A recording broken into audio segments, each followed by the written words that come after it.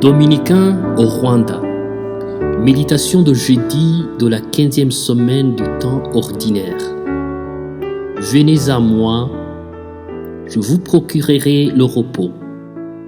Dans le passage évangélique de ce jeudi, Jésus promet le repos à ses auditeurs qui peinaient sous le poids du fardeau. Mais de quel fardeau s'agit-il? En quoi consiste ce repos?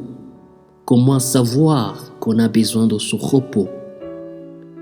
Frères et sœurs, un esprit fatigué se reconnaît facilement par l'irritabilité, l'éclat de voix, les insultes ou toute autre forme de dérèglement émotionnel. Quand on est fatigué spirituellement, une petite erreur chez l'autre, dans la famille, dans une communauté, au bureau, voire dans la rue, déclenche un torrent de colère.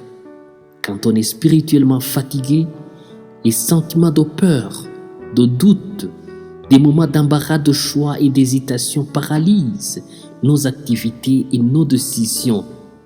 Les horizons se bouchent et l'on a l'impression d'être dans un tunnel sans issue. Aujourd'hui, Jésus invite au repos cette foule qui avait perdu des repères dans leur vie spirituelle et qui ne savait plus quoi faire pour être heureux. Au lieu de travailler et de passer leur temps à chercher quelqu'un comme Jésus qui pourrait leur consoler et leur dire autre chose que les humiliations et les jugements de type pharisaïque. Ils étaient des brebis sans berger, nous dit Jésus.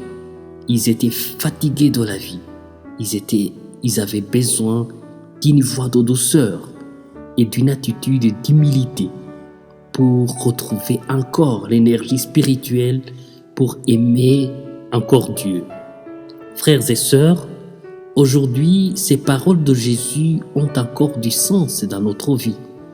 Beaucoup de cœurs sont fatigués d'aimer ceux qui ne les aiment plus. Beaucoup d'esprits sont fatigués des mesures de Covid-19 qui ne s'arrêtent pas. Certaines gens sont fatigués du chômage, d'être seuls, de ne pas être compris et du mal qui se fait autour d'eux dans ce monde. Cependant, malgré toutes ces formes de fatigue qui envahissent notre vie, seul Jésus nous propose le repos durable. Ce repos et son fardeau qu'il appelle léger, c'est l'amour. Pour le donner, il donne sa douceur et son attitude d'humilité. Prions le Seigneur pour qu'il nous donne la douceur et l'humilité pour alléger le fardeau de nos frères et sœurs, maintenant et pour toujours.